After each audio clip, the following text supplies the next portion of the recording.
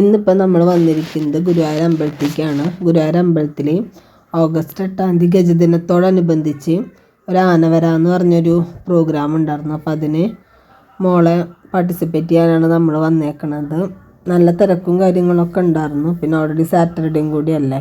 പിന്നെ അതുമല്ല, ഗുരുവായൂർ അമ്പലത്തിൽ പുതിയൊരു ഓഡിറ്റോറിയം ഉണ്ട്. ശ്രീ ഗുരുവായൂരപ്പൻ ഓഡിറ്റോറിയത്തിൻ്റെ ഉദ്ഘാടനം കൂടിയായിരുന്നു ഇന്നുണ്ടായിരുന്നത്. അപ്പോൾ അത് ഉദ്ഘാടനം ചെയ്തത് ദേവസ്വം മിനിസ്റ്റർ ജി മുരളീധരൻ സാറാണ് ഉദ്ഘാടനം ചെയ്ത്. നമ്മൾ കണ്ടു അത്, പക്ഷേ വീഡിയോയും കാര്യങ്ങളൊന്നും നമുക്ക് എടുക്കാൻ പറ്റിയില്ല. നല്ല തിരക്കും കാര്യങ്ങളും ഉണ്ടായിരുന്നു. പിന്നെ ഉണ്ണിയുള്ള കാരണം നമുക്കതൊന്നും എടുക്കാൻ പറ്റിയില്ല.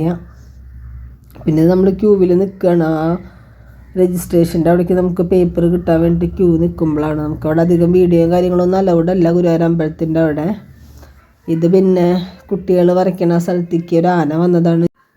ഈ ആനയുടെ പേര് ജൂനിയർ ജിഷ്ണു എന്നാണ് ആനയുടെ പേരുണ്ടായിരുന്നത്. ആ ഒരു നെയിം ബോർഡിൻ്റെ മുകളിൽ അങ്ങനെയാണ് എഴുതിയിട്ടുണ്ടായിരുന്നത്.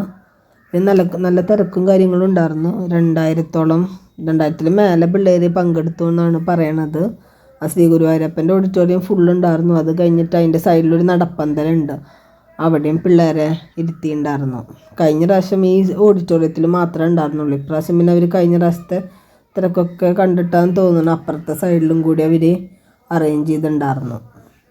ഇതാ പിള്ളേർ വരയ്ക്കണതാണ്. കുറേ പിള്ളേർ നല്ല രസമായിട്ട് വരയ്ക്കുന്നുണ്ട്. നമുക്കത് അത്രയ്ക്ക് അടുത്തേക്ക് എടുക്കാൻ പറ്റില്ല. നമ്മളിവിടെ കാണുമ്പോൾ നമുക്ക് കാണാൻ പറ്റും പിള്ളേർ വരയ്ക്കണതൊക്കെ. അപ്പോൾ നല്ല ടാലൻ്റുള്ള പിള്ളേരാണ്, നല്ല രസത്തിൽ വരയ്ക്കുന്നുണ്ടായിരുന്നു.